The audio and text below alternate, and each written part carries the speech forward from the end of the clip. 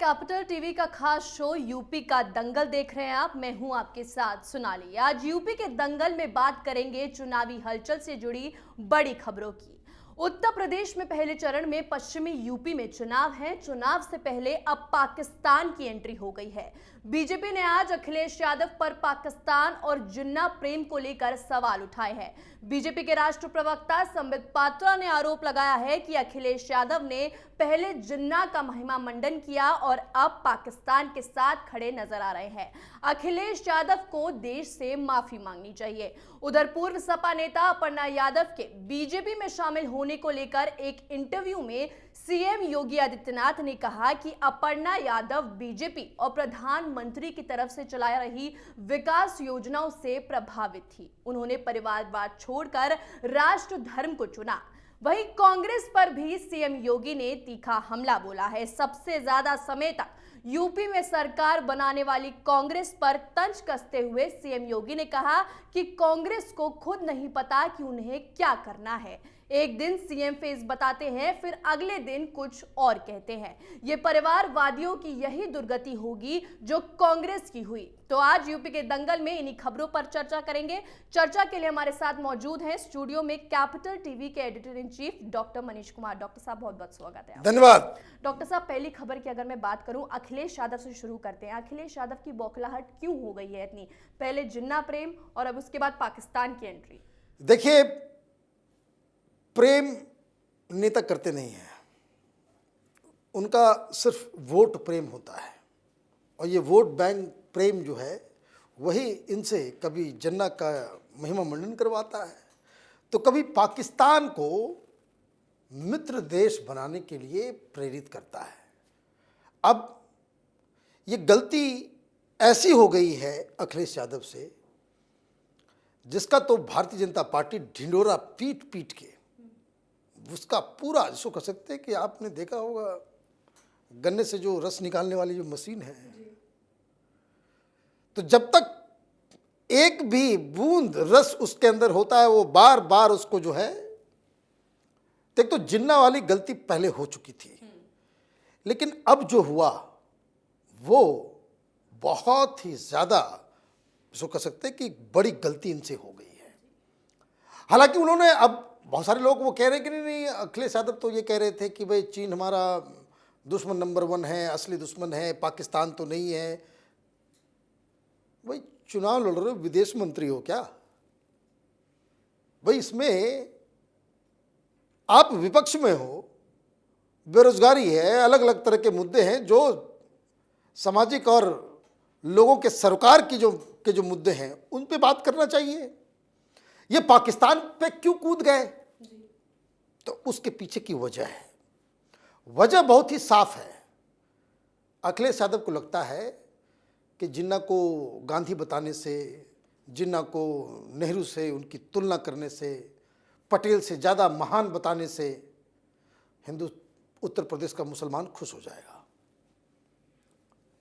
कि मुस्लिम जो हैं वो जिन्ना को गांधी की तरह प्यार करते हैं, इसलिए उनकी तारीफ कर दो। और साथ ही साथ जब जिन्ना को आपने महानायक बताया तो उसने काम क्या किया था? उसने तो हिंदुस्तान के टुकड़े टुकड़े करके पाकिस्तान बनवाया।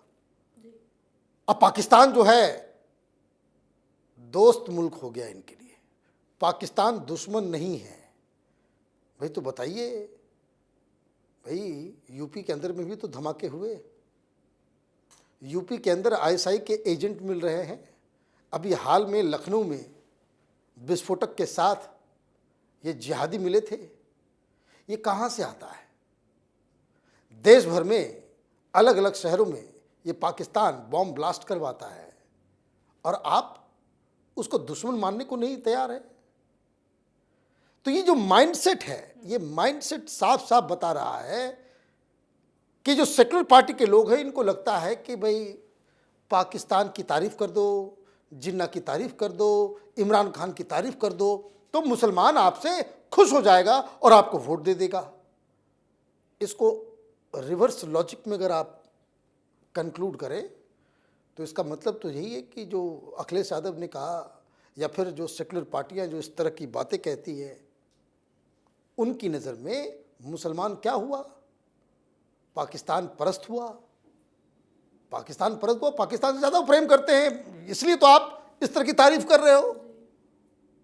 तो ये तो बहुत माने ख़राब कमेंट्री है। इस तरह के बयान से हिंदू नाराज़ होगा अलग, और जो सेंसिबल मुस्लिम होंगे उनको भी लगे कि ये क्या वाहियात बातें हो रही है। पाकिस्तान से क्या लेना देना? हिंदुस्तान में हमें रहना है। पाकिस्तान हमारा दुश्मन मुल्क है और दुश्मन नंबर 1 है। तो ये सारी चीज़ें मुझे लग रहा है कि एक ऐसा, इसको कह सकते हैं कि आपने तीर चला दिया कि जो घूम करके आकर के फिर आपको ही जाकर के लगने वाला है। और भारतीय जनता पार्टी इस मसले को अब घूम घूम कर इस चुनाव में भिंजाएगी। बात करते हैं दूसरी खबर की डॉक्टर साहब, तो अपर्णा यादव की अगर मैं बात करूं, जब से उन्हें दल बदला है तब से सियासी पारा चढ़ा हुआ है, ठीक है। तो अब सीएम योगी ने तो ये साफ कर दिया है कि वो बीजेपी में इसलिए आई हैं क्योंकि उन्होंने राष्ट्रवाद को चुना। देखिए, उन्होंने जो बात कही पार्टी को ज्वाइन करते ही, उन्होंने कहा कि मैं देश की सेवा करने के लिए आई हूँ। इसका मतलब बिल्कुल साफ है कि अब तक वो परिवारवाद में ही फंसी हुई थी और समाजवादी पार्टी किसी का कुछ नहीं कर सकती है, अपने परिवार में ही सारा कुछ है। अब इस मसले को क्यों उठाया गया? इस तरीके से बहुत ही एग्रेसिवली योगी आदित्यनाथ की तरफ से क्यों इस चीज़ को बार बार कहा जा रहा है? ये परसेप्शन की लड़ाई है। आपको याद होगा कि भाई समाजवादी पार्टी बहुत ढोल नगाड़े के साथ कि 14 तारीख को विस्फोट करेंगे। कई सारे लोग, इनके नज़र में 50 के आसपास इस तरह के नेता थे भारतीय जनता पार्टी में जो समाजवादी पार्टी ज्वाइन करने वाले हैं। फिर वो घट के 30 हुआ, फिर घूम करके वो 1 दर्जन के आसपास रहा। तो ये एक माहौल, एक नैरेटिव क्रिएट करने की कोशिश की गई कि भाई भारतीय जनता पार्टी तो लूज कर रही है, लोग भाग भाग के आ रहे हैं।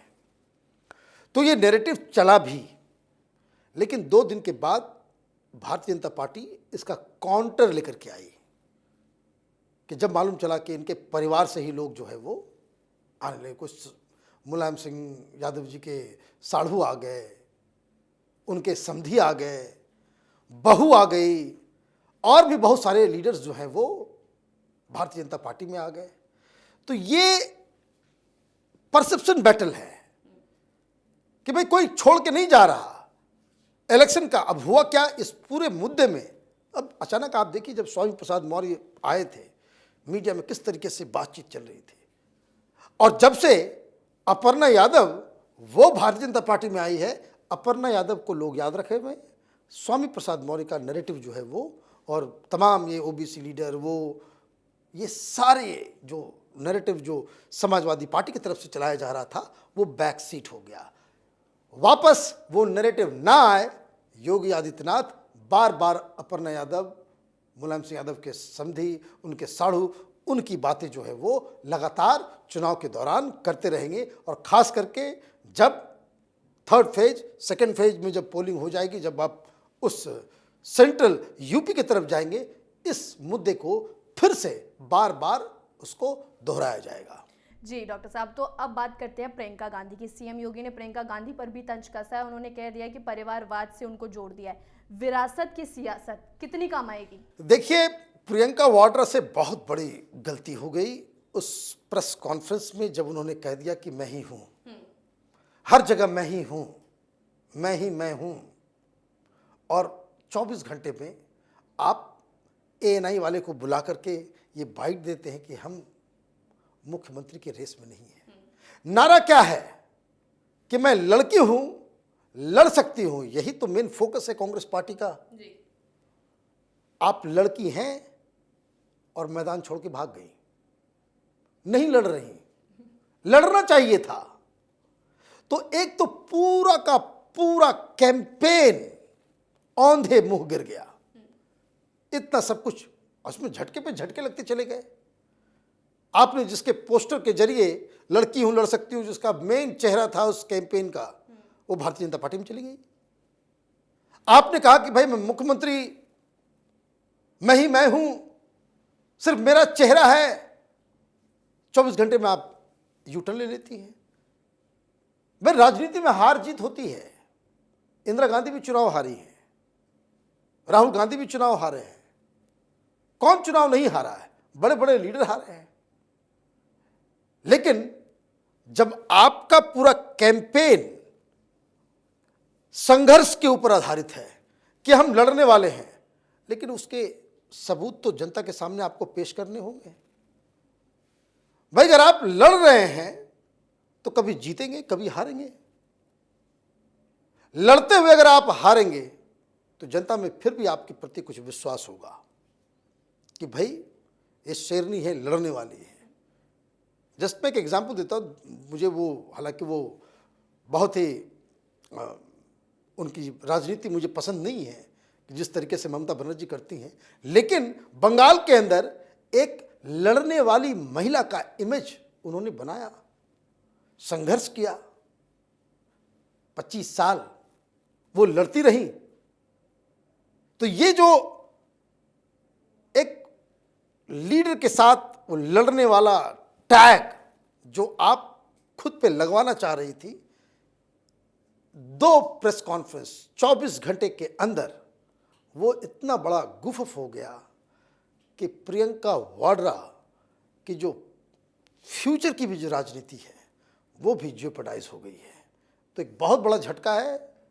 और जब आपके सामने अमित शाह, मोदी, योगी इस तरह के धुरंधर लीडर हों, वो तो आपको आपके मिस्टेक को बहुत ही सूक्ष्म दृष्टि से देखेंगे और बार बार उसको जो है लोगों के सामने पेश करेंगे कि ताकि आपकी जो कुछ भी प्लानिंग है वो धरी की धरी रह जाए। बहुत बहुत शुक्रिया डॉक्टर साहब बातचीत के लिए। धन्यवाद। तो विधानसभा चुनाव से पहले उत्तर प्रदेश में आरोप प्रत्यारोप का दौर जारी है। हर कोई एक दूसरे पर तीखा हमला बोल रहा है और एक से बढ़कर एक बयान सामने आ रहे हैं। यूपी के दंगल में आज के लिए बस इतना ही। देखते रहिए कैपिटल टीवी उत्तर प्रदेश। नमस्कार।